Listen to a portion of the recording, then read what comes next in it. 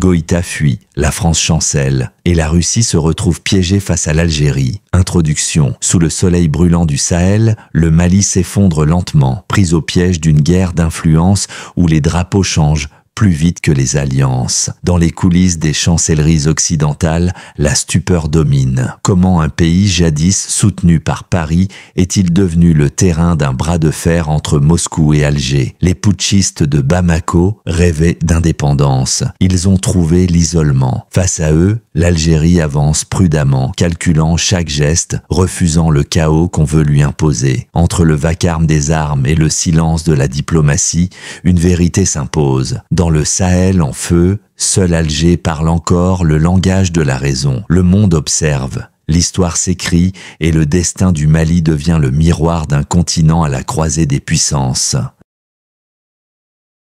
Le Mali, aujourd'hui, on va plonger au cœur de la crise sans précédent qui secoue le pays. C'est une histoire complexe, un mélange de décisions internes radicales et de puissantes pressions extérieures qui ont mené le Mali, à la croisée des chemins. Voilà, ça c'est une citation tirée de la source qu'on analyse et ça donne le ton, n'est-ce pas? Ça montre toute la gravité de la situation. Et il faut bien comprendre que les enjeux ici dépassent très très largement les frontières du Mali. C'est tout le Sahel qui est concerné. Alors, comment est-ce qu'on en est arrivé là? Pour le comprendre, on va suivre le fil des événements en 5 points.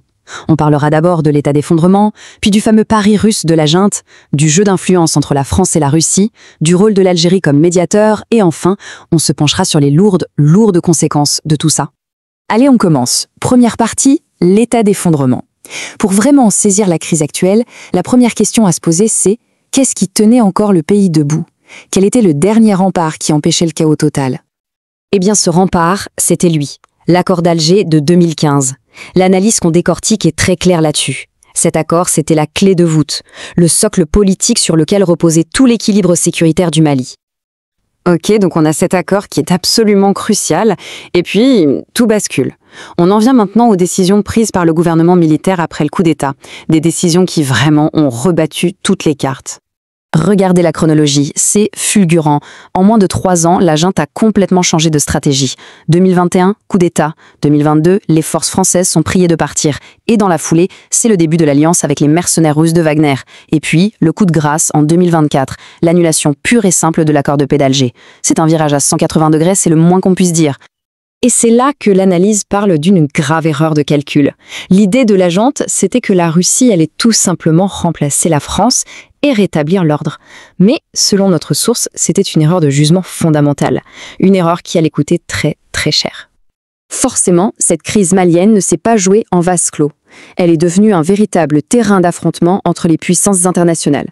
Un échiquier où la France et la Russie ont avancé leurs pions, avec le Mali au milieu.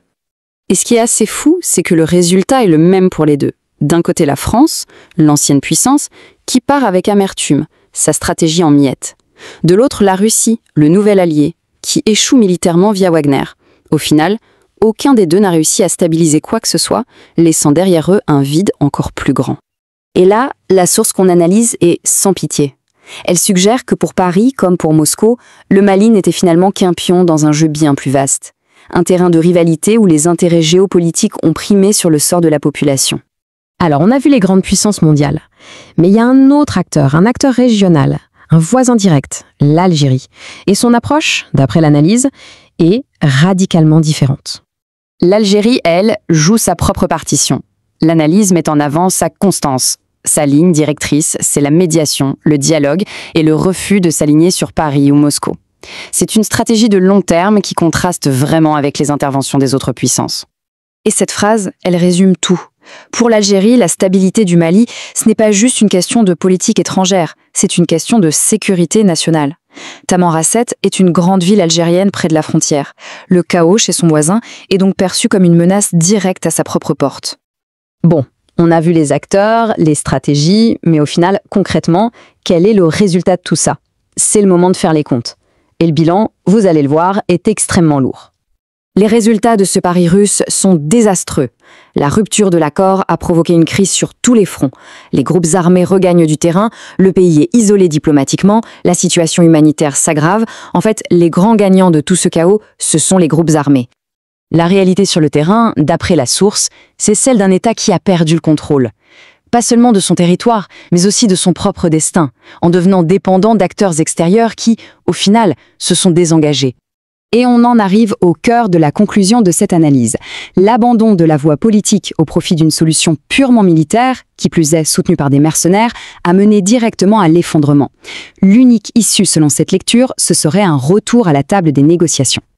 Et cette analyse nous laisse donc avec cette question, en suspens. Après une telle série de ruptures, est-ce qu'un chemin vers la réconciliation et la reconstruction de l'État est encore possible? C'est une interrogation qui pèse lourdement, non seulement sur l'avenir du Mali, mais sur celui de tout le Sahel. Avant d'entrer dans les détails et de révéler les vérités cachées, un petit mot, si ce contenu te parle, ne reste pas simple spectateur. Ne sois pas un invité de passage, deviens membre de la famille. Abonne-toi dès maintenant et active la cloche pour ne rien manquer des prochains épisodes, car la suite sera encore plus profonde, de plus explosive, et pourrait changer ta vision de ce qui se joue en coulisses. Le Mali est devenu une sorte de, de cas d'école des tensions actuelles. Vous avez d'un côté les ambitions locales, un régime militaire arrivé par la force, et de l'autre les agendas des puissances extérieures. Des agendas parfois contradictoires et souvent, il faut le dire, assez cyniques. L'effondrement qu'on observe, ce n'est pas un hasard. C'est vraiment la conséquence de décisions politiques très fortes, de ruptures qui ont brisé des équilibres, qui avaient été négociés très patiemment. Et au milieu de tout ça, il y a ce régime militaire, le colonel Goïta et son équipe. Ils ont affiché une volonté de rompre, de retrouver une souveraineté face à la France, l'ancienne puissance coloniale. C'était séduisant sur le papier, c'est sûr, mais est-ce que ce n'était pas un peu une fuite en avant ? Est-ce qu'ils ont vraiment pris la mesure des conséquences, surtout quand ils ont décidé de tourner le dos à la médiation régionale pour se jeter dans les bras d'un autre acteur ? Justement, cette décision qui a fait beaucoup de bruit dénonçait l'accord de paix d'Alger de 2015, un accord négocié pendant des années, sous l'égide de l'Algérie. Le but, c'était quand même une décentralisation pour le Nord, l'intégration de certains groupes armés. Bamako a dit non, c'est une question d'indépendance, on reprend le contrôle. Mais est-ce que c'était vraiment ça ? Ou est-ce que c'était le début d'une série d'erreurs stratégiques, un pari un peu fou ? Officiellement, oui, c'était présenté comme un acte de souveraineté. L'argument, c'était « cet accord favorise trop les groupes du Nord, il nous est imposé, il nous empêche d'agir ». Mais bon, il faut lire un peu entre les lignes. Ce régime, il est issu de 2 coups d'État, 2020-2021. Il cherchait désespérément une légitimité.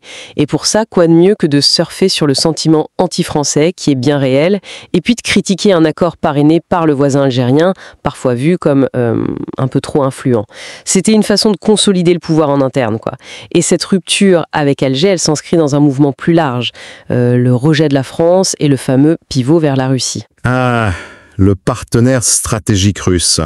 Un pari audacieux, c'est vrai. Remplacer Paris par Moscou. Croire que la Russie, avec ses supplétifs, réussirait là où la France, et même la MINUSMA, la mission de l'ONU, quand même 15 000 hommes à un moment, avait échoué. Mais aujourd'hui, on est bien obligé de constater que ça ressemble plutôt à un fiasco, non ? Sur le terrain, la sécurité, elle ne s'est pas améliorée, au contraire même. Oui, le constat est assez sévère, effectivement. L'idée, c'était de faire appel d'abord à Wagner, ce groupe aux liens longtemps niés, mais évidents avec le Kremlin, et puis ensuite à l'Africa Corps, qui est plus directement lié au ministère russe de la Défense, pour reconquérir le territoire, mater les rébellions, les djihadistes. Le problème, c'est que non seulement ils n'ont pas réussi à sécuriser le Nord durablement, mais en plus, ils ont eu des revers assez nets face aux groupes armés, notamment la CMA. Et puis, leurs méthodes, disons, brutales, elles ont souvent braqué les populations locales et peut-être même aggravé certains conflits entre communautés. Donc, l'allié russe, il n'a pas vraiment rempli le contrat, si on peut dire. Ou alors, est-ce que l'objectif principal, c'était pas tant la stabilisation que virer l'influence occidentale, surtout française ? Si c'était ça le but, on pourrait presque dire mission accomplie pour Moscou et Bamako, non ? Tant pis si le pays brûle. C'est une lecture. Oui, c'est une lecture possible. C'est sans doute une partie de la motivation. L'éviction de la France, ça a été une victoire symbolique énorme pour la junte et pour la Russie aussi, qui marque des points face à l'Occident. Mais même vu comme ça, le prix à payer pour le Mali est exorbitant. D'ailleurs, Moscou semble un peu plus distante aujourd'hui, non ? Ils sont très occupés en Ukraine, peut-être un peu déçus aussi par les capacités de l'armée malienne malgré les livraisons de matériel. L'engagement russe semble diminuer, le soutien aérien est plus rare. Bamako se retrouve de plus en plus seul face à une situation sécuritaire qui se dégrade. Et puis il y a toujours ce double discours russe. On soutient officiellement un État souverain, mais on utilise des forces non étatiques pour limiter les risques et garder une certaine ambiguïté. Et la France là-dedans, humiliée, chassée, après 10 ans de Barkhane. Elle part sur la pointe des pieds. Elle demande même à ses ressortissants de quitter le pays. C'est juste un retrait stratégique normal ou est-ce qu'il y a une part d'abandon un peu calculée? Voire même, soyons un peu provocateurs, une sorte de satisfaction un peu cynique de voir le régime qui l'a mise dehors s'empêtrer tout seul et échouer là où elle-même avait eu du mal. On entend souvent dire ça. Finalement, ni Paris ni Moscou ne s'intéressent vraiment aux Maliens, c'est juste leur propre guerre d'influence. C'est trop simple comme vision. Oh, c'est sûrement une simplification, oui, mais il y a une part de vérité dedans. La France a subi un revers stratégique et symbolique très lourd. Elle doit repenser toute sa présence au Sahel. Le retrait du Mali, puis du Burkina, du Niger, c'est la fin d'une époque, clairement. Quant au cynisme, la réelle politique, elle est souvent brutale, les intérêts nationaux passent avant, c'est indéniable que le Mali est devenu un terrain de compétition, Paris doit trouver une nouvelle approche, peut-être plus discrète, avec d'autres partenaires, Moscou a sauté sur l'occasion, mais à la fin, ce sont les Maliens qui paient les pots cassés de cette instabilité instrumentalisée. La France n'a sûrement aucun intérêt à voir le Mali s'effondrer complètement, ça déstabiliserait tout le monde. Mais elle n'a plus les moyens d'agir directement comme avant. Alors, dans ce paysage un peu chaotique, entre Moscou et Paris qui se repositionnent, il y a un acteur régional qu'on ne peut pas ignorer, l'Algérie. Elle semble avoir eu une position plus constante, non? Défense de l'accord d'Alger, appel au dialogue, mise en garde contre les interventions étrangères, c'est la posture du grand frère bienveillant qui veille sur la région, ou est-ce que c'est avant tout Alger qui défend ses propres intérêts de sécurité face à ce voisin immense et instable? Sa critique des interventions, françaises ou russes, c'est pas aussi une façon d'affirmer son propre leadership régional. L'Algérie a on peut dire une obsession sécuritaire, mais elle est légitime. Avec sa frontière sud, près de 1400 km, avec le Mali, c'est une zone désertique énorme, très difficile à contrôler, et c'est vu comme un point faible potentiel face au terrorisme, au trafic en tout genre, drogue, armes, et à la migration irrégulière. L'effondrement de l'État malien, à Alger, c'est perçu comme une menace directe pour la sécurité nationale algérienne. Surtout pour des villes importantes comme Tamanrasset. C'est ça qui a motivé leur investissement diplomatique énorme dans l'accord de 2015. Alger le répète souvent, on ne veut ni les richesses ni le territoire du Mali, mais on ne peut pas tolérer le chaos à notre porte. Et cette position de non-ingérence, de promotion des solutions africaines, c'est une constante de leur diplomatie depuis toujours. C'est à la fois un principe et, une manière de défendre leur sphère d'influence naturelle face aux acteurs extérieurs. Une constance qui pourtant n'a pas vraiment payé, on dirait. Bamako a non seulement déchiré l'accord d'Alger, mais a en plus multiplié les critiques, parfois même les gestes hostiles envers Alger. On se souvient des accusations d'ingérence, des rappels d'ambassadeurs. L'Algérie a même dû abattre un drone malien qui avait violé son espace aérien. C'était un geste fort, ça, pour marquer une ligne rouge. Face à cette défiance, est-ce que l'Algérie a encore des cartes en main? Est-ce qu'elle peut encore peser ou est-ce qu'elle est réduite à regarder la situation se dégrader? C'est toute la question. Malgré les tensions, oui, malgré les provocations de la junte, Alger a fait le choix jusqu'à présent de ne pas claquer la porte complètement. Les canaux diplomatiques restent ouverts même s'ils sont discrets. Pourquoi? Parce qu'à Alger, la conviction reste que le pire scénario, ce serait l'effondrement total du Mali. Ce serait une catastrophe régionale avec des conséquences énormes pour le Niger, la Mauritanie et le Burkina, et bien sûr pour l'Algérie. C'est pour ça qu'Alger continue de dire que l'accord de 2015, peut-être en l'adaptant, reste la seule base politique crédible. Mais il y a une condition. Il faut que Bamako arrête de croire une victoire militaire totale et revienne au dialogue politique, un dialogue inclusif. D'une certaine façon, l'échec actuel de la stratégie militaire de Bamako, même avec l'appui russe, ça donne un peu raison aux avertissements d'Alger. Donc Alger peut peut-être jouer la carte du temps, attendre que la réalité du terrain force Bamako à être plus pragmatique. Oui, mais en attendant ce pragmatisme, le tableau sur le terrain, il est de plus en plus sombre quand même. On entend parler de l'État malien qui perd le contrôle de régions entières au nord, mais même dans le centre maintenant. Les groupes armés Touareg qui regagnent du terrain, qui contrôlent des villes importantes. Les groupes djihadistes, que ce soit ceux liés à Al-Qaïda ou à l'État islamique, qui étendent leur influence, qui mènent des attaques de plus en plus audacieuses, parfois jusqu'aux portes de Bamako. On voit des massacres de civils, des déplacements de population massifs. Est-ce qu'on n'est pas en train d'assister à une fragmentation de fait du pays, à la création de ce fameux trou noir sécuritaire en plein Sahel? Le risque est malheureusement très très réel. Le vide que laisse l'État, ou son incapacité à assurer la sécurité et les services de base, il est tout de suite rempli par ces groupes armés, qu'ils soient indépendantistes, autonomistes ou djihadistes. Ils s'installent, ils lèvent des impôts, ils appliquent leurs propres lois. L'armée malienne, même si elle a quelques succès ponctuels qu'elle met en scène, elle semble dépassée. Elle n'a pas les moyens de contrôler un territoire aussi immense et compliqué. Et parfois, elle est elle-même accusée d'exaction, ce qui ne fait qu'alimenter le ressentiment. Ce vide, c'est une aubaine pour les réseaux terroristes qui se réorganisent, se financent avec les trafics, et reste une menace énorme. L'Algérie est en première ligne, elle a dû transformer sa frontière sud en une sorte de ligne Maginot ultra-militarisée. Mais le problème est régional. La crise malienne déstabilise directement les voisins, qui sont eux aussi très fragiles. Ce qui nous ramène à ce paradoxe assez terrible finalement. Un régime qui arrive au pouvoir en promettant la souveraineté absolue, le rejet de toute ingérence, et qui se retrouve coincé dans une nouvelle dépendance, envers la Russie cette fois, tout en étant de plus en plus isolé sur la scène régionale comme internationale. Cette quête d'indépendance qui mène à une impasse et même à plus de vulnérabilité. C'est exactement ça le drame qui se joue. Le régime putschiste, qui était un peu grisé par la rupture avec Paris et les promesses de Moscou, il découvre la dure réalité. L'allié russe est moins fiable, moins efficace qu'espéré. Les voisins régionaux, même ceux de l'Alliance des États du Sahel comme le Burkina et le Niger, ils ont leurs propres problèmes. Ils ne peuvent pas ou ne veulent pas s'impliquer directement contre l'Algérie ou les groupes du Nord. Et le discours souverainiste, nationaliste, qui était très fort au début, il commence à s'user face à la dégradation quotidienne que vivent les Maliens sur le plan économique et sécuritaire. Vouloir l'indépendance sans un vrai projet national, sans une gouvernance qui rassemble tout le monde et sans un minimum de soutien régional, c'est courir à l'échec. Alors, quelle sortie de crise possible? Est-ce que le Mali peut encore éviter le pire? La désintégration, la guerre civile généralisée? Est-ce qu'il y a un chemin pour la réconciliation nationale, pour reconstruire la confiance entre le Nord et le Sud, entre les communautés?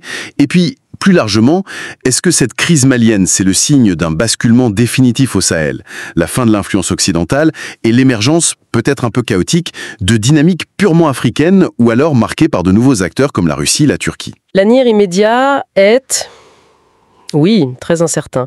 La survie du Mali comme État uni, ça dépend vraiment d'une volonté politique très forte à Bamako, de renouer le dialogue avec toutes les forces vives du pays, y compris les groupes armés qui avaient signé l'accord d'Alger. Cet accord, même s'il est imparfait, même s'il a été rejeté, il contient des choses essentielles sur la décentralisation, le partage du pouvoir. Ça pourrait apaiser les vieilles tensions. Sans réconciliation interne, il n'y aura pas de solution durable. Et au niveau régional, oui, on assiste à une recomposition profonde. L'influence française a pris un coup très dur. Ça ouvre un espace, c'est vrai, mais pour qui? Pourquoi? Est-ce que ce sera pour des solutions africaines, concertées, portées par des pays comme l'Algérie, qui insistent sur la coopération et le respect des souverainetés? Ou est-ce que ce sera pour une nouvelle compétition entre puissances extérieures qui utilisent le Sahel comme un terrain de jeu et Ce qui nous laisse avec cette question de fond, finalement, cette quête d'émancipation, de souveraineté, qui est tout à fait légitime pour les pays africains, est-ce qu'elle peut aboutir si elle se fait toujours dans la confrontation, dans le rejet des compromis internes, et en cherchant systématiquement un nouveau protecteur à l'extérieur? C'est toute la question, en effet. Le drame malien, c'est un peu le miroir des défis énormes auxquels font face beaucoup d'États africains. Comment construire une souveraineté réelle? Pas juste un slogan anticolonial ou anti-impérialiste, mais une souveraineté basée sur une gouvernance solide, une économie qui tient la route et une cohésion nationale. L'illusion de la solution miracle venue de l'extérieur, qu'elle soit occidentale ou russe, ou la tentation d'utiliser la force brute pour régler des problèmes politiques profonds, ça mène souvent à l'impasse. La stabilité durable, elle ne peut venir que de processus internes, patients, inclusifs. C'est peut-être ça la leçon la plus amère et la plus urgente à tirer de la tragédie malienne aujourd'hui. Une leçon sur la complexité de bâtir un État et sur le danger des raccourcis, qu'ils soient idéologiques ou militaires.